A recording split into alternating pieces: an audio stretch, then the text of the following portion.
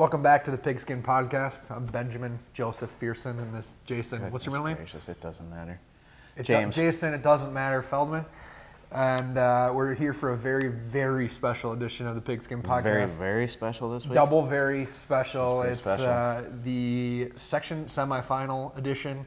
Kind of a goofy time for us to be. We're recording this on a Monday. I think we're going to come out with it on a Monday, so it's pretty much live. Probably 2 shows this week, right? I would guess so. With Saturday games coming up, Saturday section finals. Can't wait for. I will say though, I like if the State High School League and the football coaches want to stick with this schedule next year of starting whatever it is, 3rd week in August.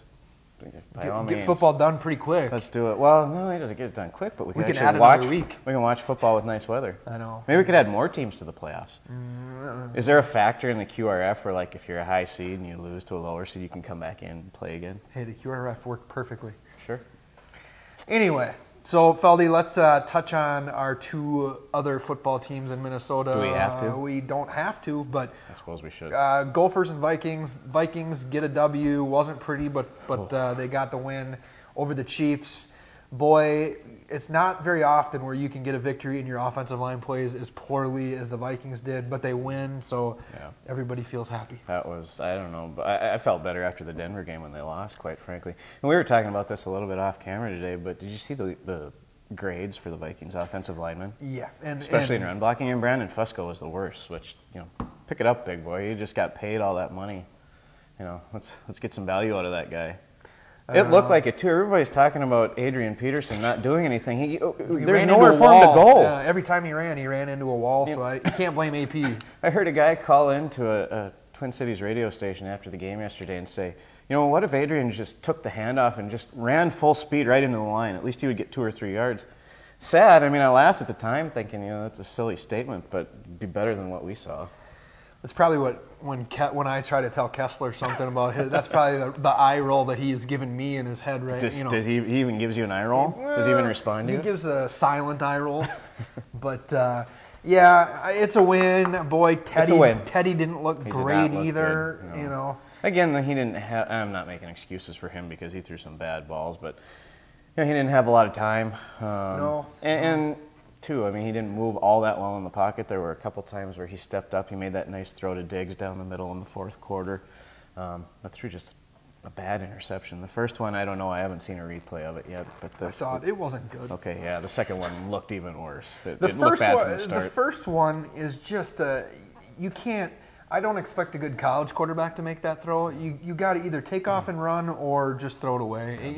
You got to be able to take 3 points when you can get 3 points, and that's 3 points that could have cost him the game very easily. And he did that more as the game went on, where whether it was rolling out or feeling the pressure in the pocket, he got rid of the ball and just threw it away, and that leads into some of his bad statistics from yesterday too. I don't know if they were bad. I didn't even see his final numbers, but there's a lot of goofy, when I started looking at a lot of goofy coaching decisions between college football and pro football. The end of that Colts game, that can get someone fired. How about the Michigan State game on Saturday? Oh my goodness. I had bet on Michigan State, but they'd already covered, so I didn't really care that much. But never bad to see Harbaugh lose again. No, right? I thought it was great because people were so up on Harbaugh, greatest coach ever, turning Michigan around, and so it didn't bother me too much that they lost that football game. A painful way to lose a football game. You could feel their pain a little bit on everybody but Harbaugh. Yeah. I felt bad for the fans. But thankfully on Sunday there was no Jamal Charles because that Kansas City offense is bad. Which I don't get. They've got athletes in the with Macklin, and they've got these guys. I just don't think that the offense is made for what they do right now. All I could think as I was watching that game is I wonder how many fantasy owners were just kicking themselves for all the money they spent on the waiver wire to pick up Charcandrick West. Yeah, none of them were involved. I thought Thomas would be more involved, and they didn't hardly use him. Well, it was about halfway through the 2nd quarter. I looked at the guy sitting next to me and said, "Where's Travis Kelce?" Yeah. It's like Smith didn't even look at him. He got one of the best tight ends in the game, and how many catches did he have? Just a couple. He didn't have much. He wasn't much of a factor. No, but let's talk about your Gophers. Yeah, and boy, was that brutal too. And it's odd because it's the first time all year I could say I felt like Mitch Leidner played well. Aside from that, late in the game when the game was already. Yeah, and he should have. He did what he needed to do against a bad pass defense. But that's what we needed out of him. Whatever it is, what it is. But boy, was the defense awful. And that was the big surprise. I mean, you'd think going into that game, if you get 300 and a touchdown out of Leidner, even though he threw a couple of picks, you're going to have a good chance to win the game. But the defense just didn't show up. Injuries, and I wrote it in my column. Boy, nothing summed up that game like Alex Keith breaking his hand in pregame warmups. Not much sums a game up better than that. And, we got to the field and we didn't really know. Cody Pook didn't play. I think that's the loss they felt the most. And then Campbell sat out for a bunch of the game. I don't know if he was one of those quiet suspensions or something happened, but he didn't see the field, I want to say, until the second half, which was odd. I am not as high on Jack Lynn as a lot of people are. I'm not a big fan. I think he's fine when his assignment is go straight ahead and rush the passer. But as far as trying to read and react, I don't think he's that great at that. And like I said, I think they missed Pook a lot, and I still think some of those guys that even tried to play in the secondary were not healthy. It was weird. So many times the ball was in the air, and it was like our defensive back just failed to react to the fact that he just sat there. And there were times that they could have reacted. Thought the same thing. Yep. But, and then another goofy coaching thing. I don't know why. I understand it was 4th and long at the end of that game. Oh, when he kicked the field goal? He kicked the field goal. It's I didn't get it either.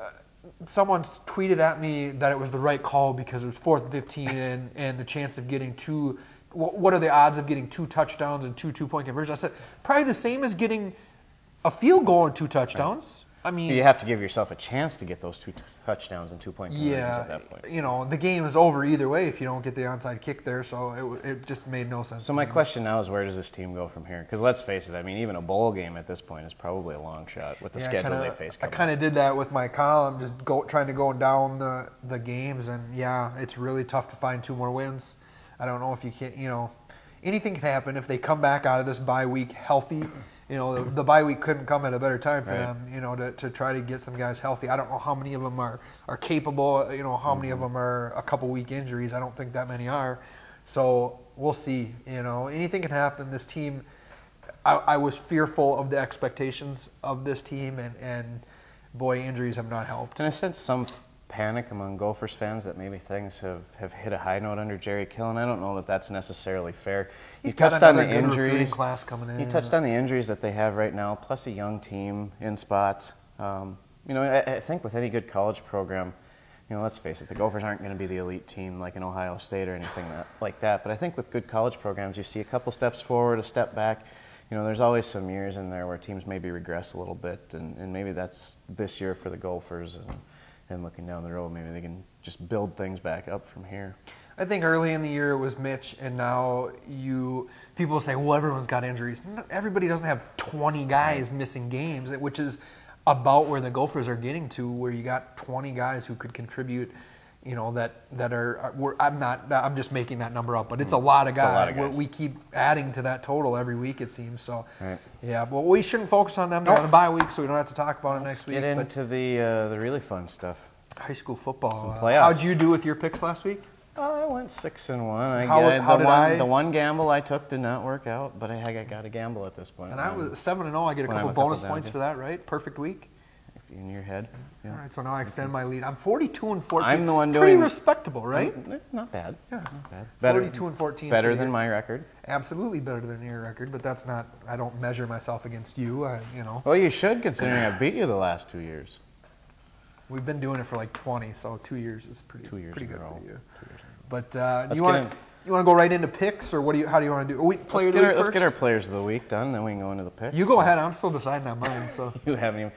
Again, as we say every week, so many to choose from, right? Yeah. I know so much about high school football that I've got like 15 guys in my mind. I'm running through the numbers and things. So you go ahead and give your. All come right off the top of your head, right? Yeah. Well, how can you not go up to Wabasha Kellogg last week? They pick up their first playoff win since 1986. Wow. Imagine there was a little bit of a celebration that night. No school the next day. I think the kids were probably pretty happy. Yeah. So I'm going with Ryan Wolf, the senior running back up there. 293 yards rushing. 3 touchdowns in the 40-28 win against Hayfield. Like we said, their first playoff win since 1986, almost 30 years. So congrats to the Falcons and to Ryan Wolf. The Wolf of my Wabasha. Player of the week, the Wolf of Wabasha. I pray he's actually from Wabasha, not Maybe Kellogg. He's the Wolf of Kellogg. That doesn't sound as cool. No, but the Wolf of Wabasha Kellogg. Okay, fair. I'm going to keep it in town, and I'm going to keep it at a public school. I could do Noah Hillman. I mean, he had 4 touchdowns and ran for a career high 183 yards. had a couple bad turnovers too, so I kind of eliminated him on that. In a game that Pine Island could have won, by the Very, way. very much so. Pine Island. Good effort by the Panthers. Absolutely. You know, they pulled out on all the stops and did what they had to do, and honestly, they're a more talented football team than they probably get credit for. So, could have gone with him. I could have gone to Max Henderson, 4 touchdowns, 160 yards rushing. Yep. Awfully good week for him as Triton kind of establishes exactly who they are as they head into this big game that they have coming up. But I'm going to go with Logan Saltow, obviously wrestler, so he gets bumped up a very high. This is your Wrestler of the Week award, I think, is what it was coming down to. It's always been kind of a play on that. But, yeah, I'm going to go with Logan Saltow. 3 interceptions against Austin. That's pretty impressive. That's a great season for a lot of guys, 3 interceptions. So, Logan Saltow, defensive back out of JM. You mentioned Austin. Just on an aside, are you surprised at all that they didn't win a game this year? There was a lot of high expectations. With me gone, I thought for sure they'd win a bunch of games, but they're probably happy to not have you on the sideline. You know, I think you get into that season and they lost a whole bunch of games close early, games that they were winning, and I think you get beat down by that. Right. I think you can lose a team pretty quickly that Absolutely. way. So, yeah, I mean, am I surprised they didn't win a game? Absolutely. You know, I thought that they did. You look at what they did to JM the first time. Right. You know, they were beating JM. Well, and they played Mayo to a 1-score game as well. Yeah, so they're one of the better winless football teams. This is good. It's a good 0-9. Say that, but anyway, should we get into our picks? Let's do it. Feldy? And then we'll kind of break down each section as quick as we can, depending on how much time we have left here. Let's start with the biggest schools in town here, the biggest schools around, the 1-5A semifinals.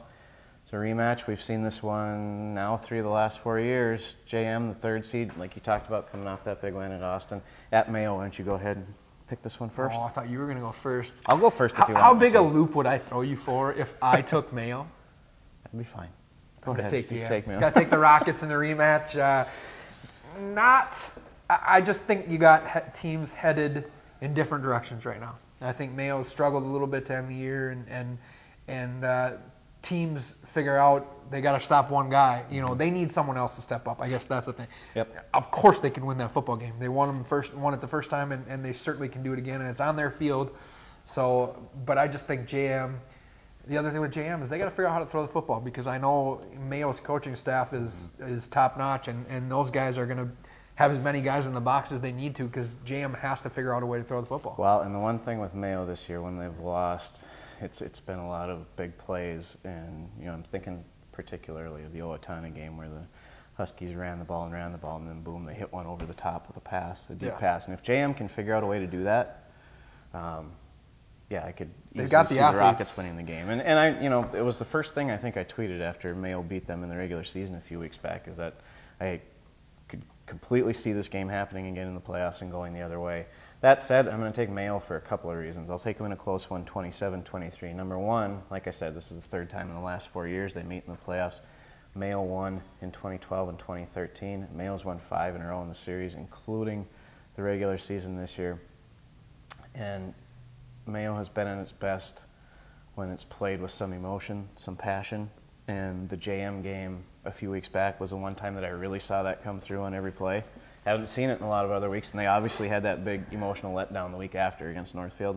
I think they get it back this week and win a close one. I'll take the Spartans 27-23. I think you have the score dead on, just the wrong winning team. Think so? I'm going 27-23. That seems to be the way with these teams. 27-23 you can JM. kind of bank on it being a close one either definitely. way. But again, it won't surprise me either way that one goes. Either way, yeah. I mean, like I said, I think Mayo's coaching staff is fantastic, and I think,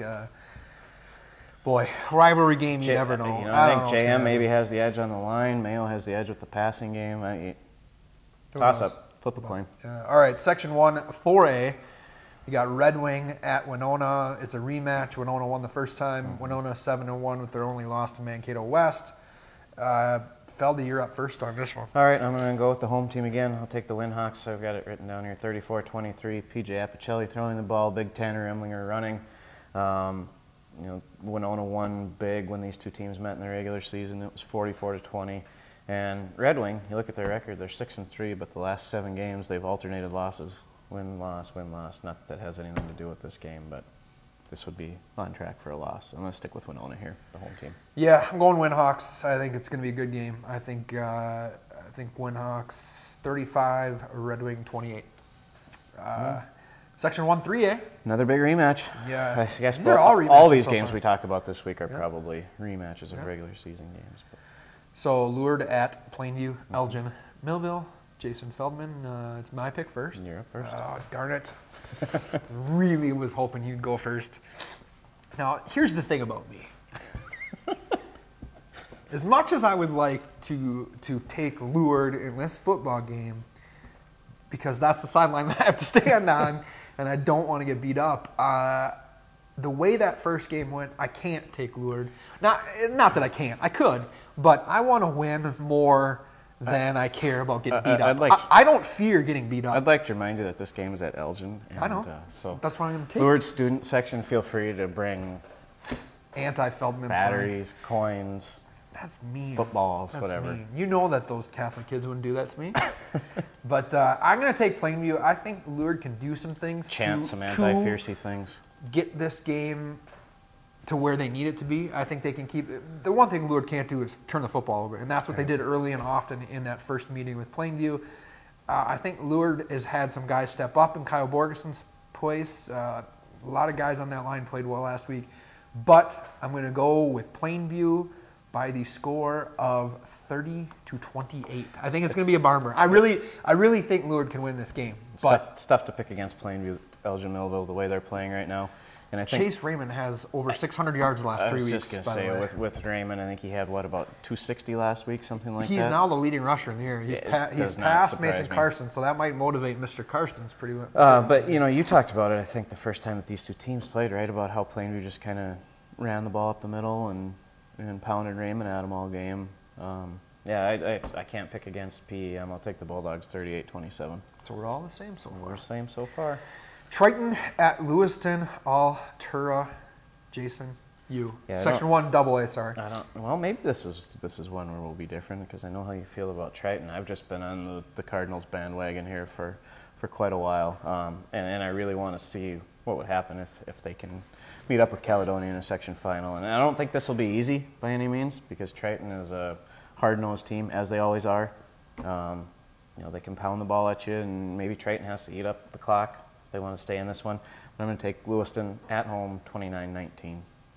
You know what'll bite you? Cobras.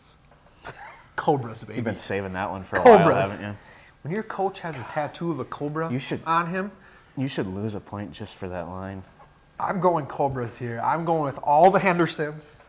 And Triton has a lot of good team speed. They're strong. They can do a lot of things to you. They can beat you inside and outside.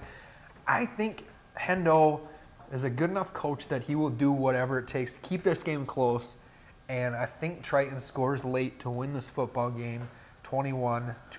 So they're going to have to control the clock.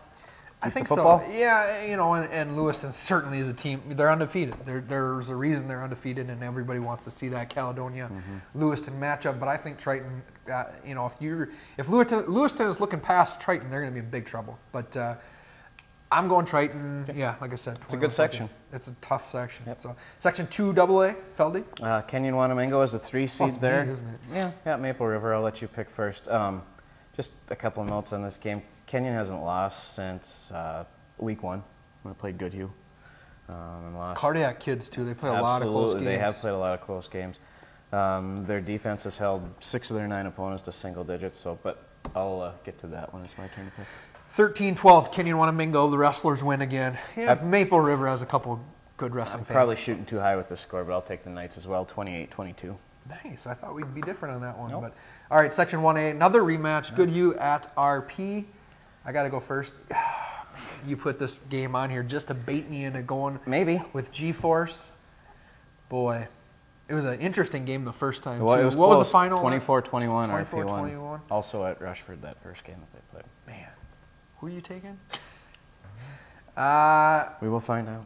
G-Force, baby. G-Force, 21. Same score, but G-Force wins. 24-21? 24-20. No, I'm going 21-20. G-Force 21-20.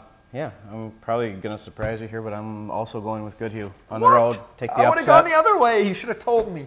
That's what I have written down here. Look at it. We talked about how close the first game was. I mean, these teams are obviously very evenly matched. RP is essentially coming off a bye. Kingsland forfeited last week, the first round of the playoffs, so they're well rested. Goodhue's 3 losses this year to Fillmore, to Lewiston Altura, and to RP are by combined 13 points. I think they're due to win one of these games. I'm taking G-Force as well. I can't even say that. I'm taking the Wildcats 23-22. Only a Goodhue guy can say that. I'm not a Goodhue guy. You're I close just enough. invented G-Force. I'll show you. That's another reason for me Ask not to Luke say it. Meyer. He knows. I'm not going to mess with Luke. All right. Blooming Prairie at Faribault BA, our last game that we're picking. We're not going to get to all these sections, Feldy, but No, I know. that's Section 2, Class We talk A. too much. I got. Is it me first or you? But whatever. You first. I think it's you. Me first. All right. I'll Doesn't make it quick. matter. FBA 24-16. I think Blooming got stuck in that all-private school session. But, yeah, I'll go FB. I think it's going to be a good game. I think Faribault BA wins 35, Blooming Prairie 22. Want to go down real quick and talk Yeah, about we who's got going to be like in the the- section finals? Let's rip through it real quick. 1-5A Northfield at Owatonna, JM at Mayo. 1-4A KM at Stewartville. Game I want to see what happens there. I think Stewartville's still a better team, but with Brady Stewartville's Birdie defense back. is so good, Yeah. though. Oh, my goodness. So good. And then Red Wing at Winona, we already talked about. Cannon Falls at TCU, upset alert right there. I Cannon? think Take the Cannon, Bombers. Cannon, I'm not going to take them if I had to, but Cannon Falls can definitely. They know that program well. They played them in the playoffs the last 2 years. I think they can win that football game with a steady dose of Mason Hofstad. That's another guy we could have done for Player of the Week this week. But I think TCU, if they're overlooking Cannon Falls, they're in huge trouble. I really do. I think they can win that game, and then all of a sudden.